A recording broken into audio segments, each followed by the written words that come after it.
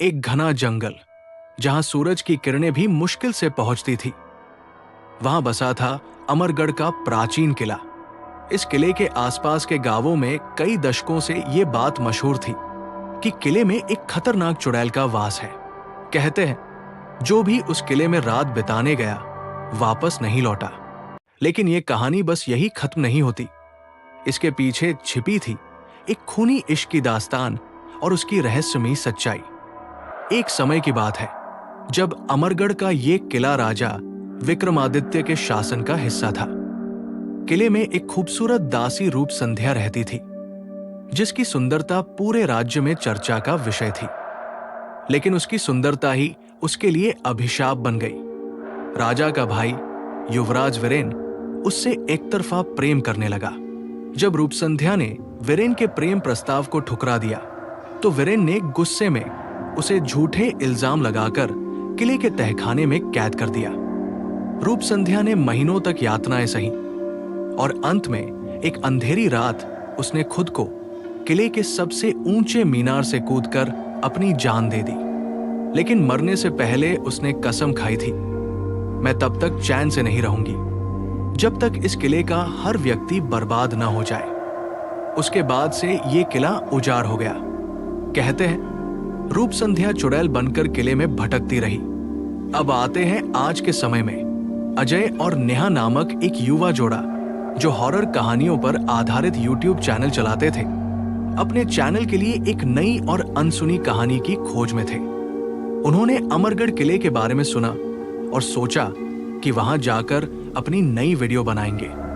गांव वालों ने उन्हें चेतावनी दी, उस किले के पास मत जाओ, वहां जाना मौत को न्योता देना है। लेकिन अजय और नेहा ने उनकी बातों को अंधविश्वास समझकर नजरअंदाज कर दिया।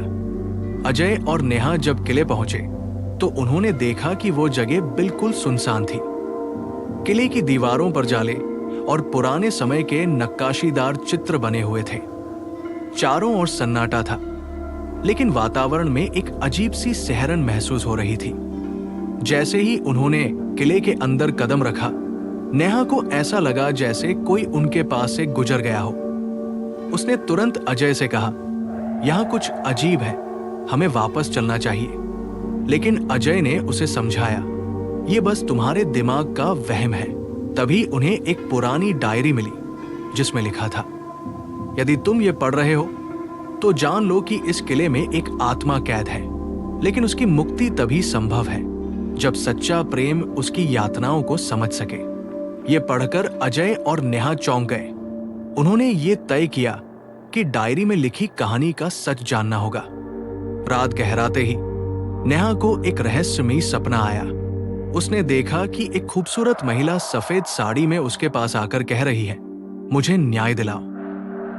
नेहा ने चौंक कर अपनी आंखें खोली और तभी उसे लगा कि वही महिला उसके सामने खड़ी है, लेकिन अब उसका चेहरा विकृत हो चुका था। वो महिला कोई और नहीं बल्कि रूपसंध्या की आत्मा थी। उसने कहा, तुम लोग क्यों यहां हो? क्या तुम भी मेरी तरह मौत को गले लगाना चाहते हो? रूपसंध्या ने अपनी कहानी सुनाई और कहा, मुझे न्याय चाहिए। मेरा खूनी इश्क मुझे कभी चैन से जीने नहीं देगा। रूपसंध्या ने बताया कि वीरेन ने न केवल उसे कैद किया बल्कि किले में उसकी आत्मा को भी बांध दिया। लेकिन सच्चाई यह थी कि रूपसंध्या भी एक युवक से प्रेम करती थी। उसका नाम था आर्यन, जो किले का एक साधारण सैनिक था। वीरेन को जब यह पता चला तो उसने आर्यन की बेरमी से हत्या कर दी और उसकी आत्मा को भी किले के एक तहखाने में बंद कर दिया।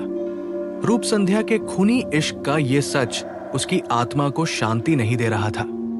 अजय और नेहा ने तय किया कि वे रूपसंध्या और आर्यन की आत्माओं को शांति दिलाएंगे। लेकिन यह इतना आसान नहीं था।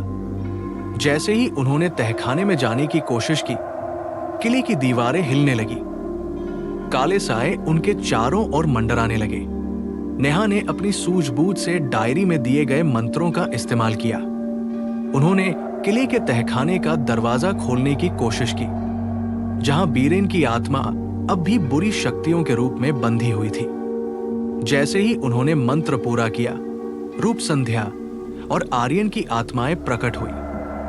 दोनों ने एक दूसरे को देखा और उनकी आंखों में आंसू थे।